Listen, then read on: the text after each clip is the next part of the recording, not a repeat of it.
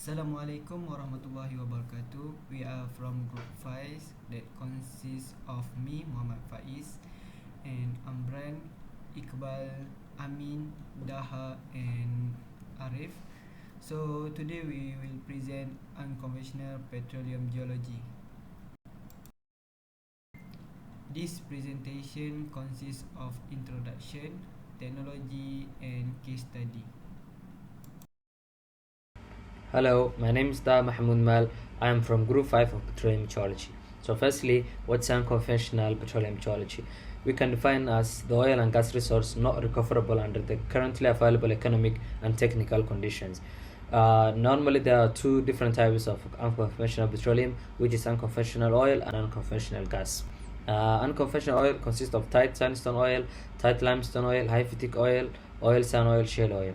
For the unconventional gas, it consists of tight sandstone gas, coal, pane, methane, shale gas, and natural gas hydrates. In other words, unconventional petroleum are petroleum resource for which industrial production is not achievable using traditional techniques, for which economical extraction is not possible unless we use new techniques to improve the reservoir permeability and fluid viscosity. There are two indicators and two parameters for unconventional petroleum. The indicators are an extensive continuous distribution of petroleum without indistinct dry boundaries and no stable natural industrial production, and indistinct Darcy law. And the key parameters are low porosity and low permeability.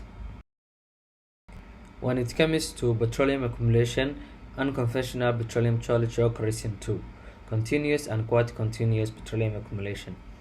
Here are a few examples of quasi-continuous petroleum accumulations, which are carbonate fracture cavity oil and gas, volcanic reservoir oil and gas, metamorphic reservoir oil and gas.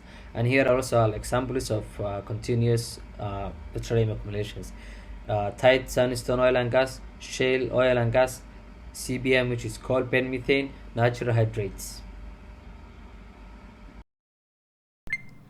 First, I will present about concept of unconventional petroleum geology. The resource triangle show conventional gas located at the top with better reservoir characteristic and quality and easy to develop. At the bottom of triangle, we can see tight gas, shale gas, and coal bed methane. Progression to the bottom at the triangle is associated with decreasing probability and decreasing reservoir quality, and technology needed become more complex. This concept of resource triangle apply to every hydrocarbon producing basin in the world.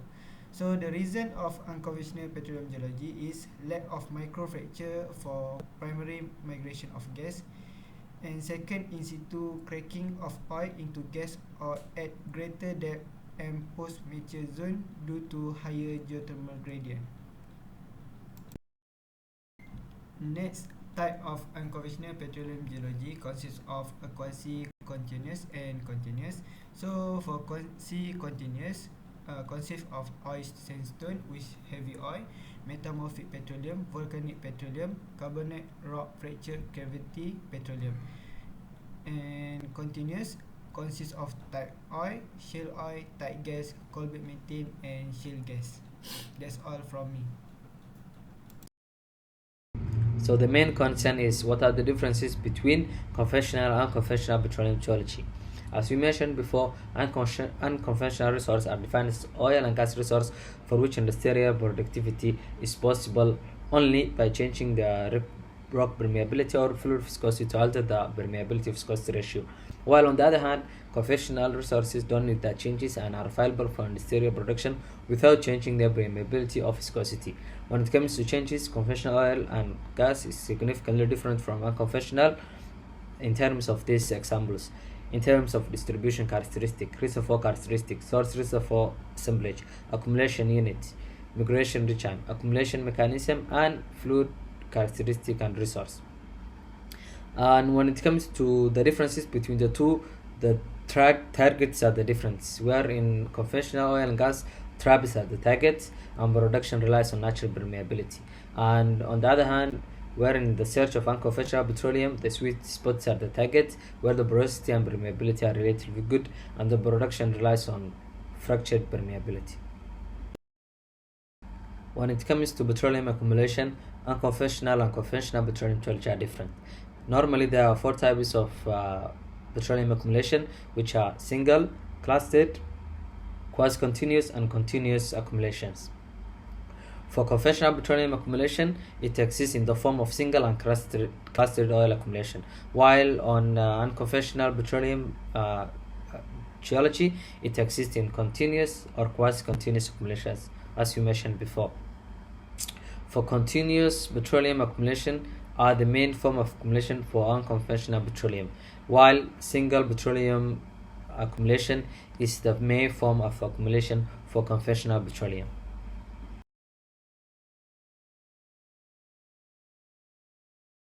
Assalamualaikum to Dr. Akmal. My name is Muhammad Amran, and now I will be covering the technologies of unconventional petroleum geology, where we will be covering three different areas, which first would be the resource assessment, second is drilling and completion, and lastly is recovery method. So let's first start with the resource assessment. So what is resource assessment? Basically, it's like a tool for us to gather information or resources that is available to us. So for instance is microseismic monitoring. So this tool helps us to monitor the microseismic events of very low intensity induced from the fracturing, or it could be from water injection, in order to monitor the fracture performance and also the fluid flow inside the pay zone. So this could be very helpful and beneficial in terms of reservoir management optimization, as well as in tight reservoir exploration and exploitation. So I believe this approach can give us a real-time information such as height, length, azimuth geometry, and spatial extension of fractures, which can be used in fracturing design, as well as in well pattern optimization and in enhanced oil recovery. So for unconventional petroleum exploitation part, this microseismic monitoring can increase the production as well as enhance oil recovery and the reserve recovery, where these are very closely related to fracturing. Therefore, this tool is an effective way to monitor fracturing result in real time. So next I will pass to Amin. Hi, my name is Muhammad Amin bin Manap, and now I would like to continue the technology of unconventional petroleum geology in terms of drilling and completion. So in this aspect, the horizontal drilling is used in the unconventional petroleum geology. So, what is horizontal drilling? So horizontal drilling is based off directional drilling technology where the lower part of the wellbore parallel to the oil zone. So when it's parallel, it will give us many advantage such as larger drainage area, high individual well yield, large contact, high reserve production degree, and occupy a small land area and can avoid obstacle or some zone with a poor drilling condition. So with this technology, it will help to produce more hydrocarbon in the unconventional reservoir. The next aspect is recovery method. So immersible CO2 flooding is used to recover in the aspect of recovery method. What is carbon dioxide flooding? Actually, it's a CO2 flooding. So CO2 flooding is a technology in oil industry which find broad attention in oil production during tertiary oil recovery. The CO2 immersible process is a potentially viable method of enhanced oil recovery. In an immersible CO2 process, part of the injected CO2 is absorbed into the reservoir fluid and part form a free gas phase in the reservoir. So this is some importance of the immersible CO2 flooding. So immersible CO2 flooding performance on reservoir improve with the increase of permeability. So CO2 can enter the smaller pore structure and expand the sweep area. So with this recovery method, it will give us to produce more hydrocarbon in the unconventional reservoir. Okay, so for the last technology that we will be covering is fracturing, where fracturing is one of the recovery method. So as we all know, fracturing is a very crucial part to reservoir improvement, where in recent years fracturing has experienced the transformation from small scale to large scale, from single layer to multiple layer, and from vertical wells to horizontal wells, where all of these technologies are currently evolving into fracturing technologies and supporting technologies, such as where first we have the separate layer fracturing in vertical wells, multi-stage fracturing in horizontal wells, refracturing, and lastly simultaneous fracturing, where all of these technologies play an important role in high efficiency recovery of unconventional oil and gas.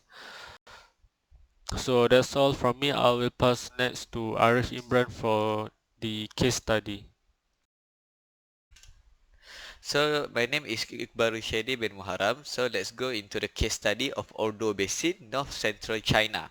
So in Ordo Basin, the continuous hydrocarbon accumulation in the Ordo Basin, China is unconventional petroleum resources are continuously distributed hydrocarbon accumulation, and this cannot be exploited using traditional methods and technique due to the unique characteristic of unconventional petroleum resources in the Ordo Basin. Those requires new technologies such as improving reservoir permeabilities. And the USGS emphasized that continuous gas accumulation is usually distributed over a large area, and there is no trap for the accumulation, and buoyancy has a weak effect on the hydrocarbon migration. So which means that in Ordo Basin, the the hydrocarbon fluid cannot migrate from the source rock to the reservoir rock. So it is trapped in the source rock. So as we know, source rock has a low permeability. And the accumulation type of Ordo Basin such as tight oil, tight gas, and coal bed methane plus shale gas. This is a continuous type of unconventional hydrocarbon resources. So the next part is the two example in Ordo Basin, North Central China. So the two example are Mesozoic tight oil and Upper Paleozoic tight gas. So the Upper Paleozoic tight gas is represented as the red color, and the Mesozoic oil is represented by the green color. So the Ordo Basin has coverage area of approximately 25 times 10 to the power of 4 kilometers square, and there are abundance of petroleum resources in Ordo Basin continuously distributed over a large area, such as Mesozoic tight sandstone oil province in the south of the Yishan slope and the Upper Paleozoic tight sandstone gas province in the north of the Yishan slope. So, the sedimentary deposition timeline in the Ordo Basin, the first step is a sufficient supply of clastic material within a stable and gentle slope. Setting develop a well-established fluvial deltaic sedimentary system. And then step number 2, within this setting, fluvial channel frequently change course, and proceed with the step number 3. The sand bodies were laterally interfingered with one another. Then we move to step number 4. This widely distributed sedimentary sandstone within the basin provide good potential for a large gas or oil reservoir. And the step number 5, the Upper Paleozoic formation constitutes a set of typical unconventional tight sandstone reservoirs that shows widespread and deltaic front sand and basin center debris flow. Sand of the Mesozoic Yangchang member are pervasive. Then this is the example of porosity and permeability distribution as the chart on the histogram in the figure A. Porosity histogram for tight sandstone reservoir of the Mesozoic Yangchang formation. As you can see, the main porosity is ranging between 9 to 12% porosity in the middle. And for the histogram B, is the permeability histogram for the tight sandstone reservoir of the Mesozoic Yangchang formation, where the main permeability is very low. Macam mana aku nak pause? Tidak. So, continue with the chart histogram B. Is the permeability histogram for the tight sandstone reservoir of the Mesozoic Yangtze Formation. As you can see, the the major permeability of this formation is below the 0.1, uh, which means it shows that a very low permeability, indicating that it is an unconventional reservoir. And the histogram C shows that the porosity histogram for tight sandstone reservoir of the upper Paleozoic formation, and the main porosity is more than 10%. And also for the chart histogram D, the permeability histogram for the tight sandstone reservoir of the upper Paleozoic formation, and the main permeability for this upper Paleozoic formation is below 0.1, same as the Mesozoic Yangchang formation, which is a very low permeability. So it is hard for the fluid to move. Then we move to the pore throat radius interval. So the storage space of the tight sands reservoir in the Ordo Basin is mainly characterized by the pore throat size on the scale of nanometers, as shown in the histogram A and histogram B. And then within the tight sandstone of the Mesozoic Yangchang Formation, 57.2% of the total pore throat has radius smaller than 0.1 micrometer, which is very small. And within the tight sandstone upper Paleozoic, 52.8% of the total pore throat have radius smaller than 0.1 micrometers, and the 34.3% of the total radius have between 0.1 to 1 micrometers. So the histogram of the pore throat size of the tight sandstone in the reservoir uh, of the tight sandstone reservoir in the Oslo basins. So in the histogram A, the pore throat histogram shows the tight sandstone reservoir of the Mesozoic Yangchang Formation, and for the B is for the upper Paleozoic Formation. So next we move to the Darkian and non-Darkian percolation. So the tight sandstone of the Ordo basins follow both Darkian and non-Darkian percolation laws, with the latter being dominant, and non-Darkian percolation under a low permeability and low flow rates require additional driving force to initiate the fluid flow, which means this type of reservoir needs extra pressure for the fluid to move. The pressure can come from the aquifer or gas cap, and thus the starting pressure gradient of the fluid in low permeability reservoir increase the additional fluid resistant force. The starting pressure gradient of the upper Paleozoic tight sandstone is 0.1 to 0.3 megapascal per centimeter. So as shown in the figure 9, the non-Dacian percolation features of the upper Paleozoic tight sandstone reservoir of the Ordo basins. So the conclusion for the Ordo Basin, North Central China, the first one is unconventional hydrocarbon is tight reservoir exhibit characteristics that are distinct from those of conventional reservoir in structural and stratigraphic trap, such as the difference in porosity and permeability, where the unconventional hydrocarbons reservoir has low porosity and low porosity and very low permeability compared to the conventional hydrocarbon petroleum resources. And this type of hydrocarbon resources exhibit characteristic features. The hydrocarbon source rock and reservoir rock coexist, and the porosity and permeability are ultra raw, as I mentioned just now. And the nanometer size pore throats are widely distributed.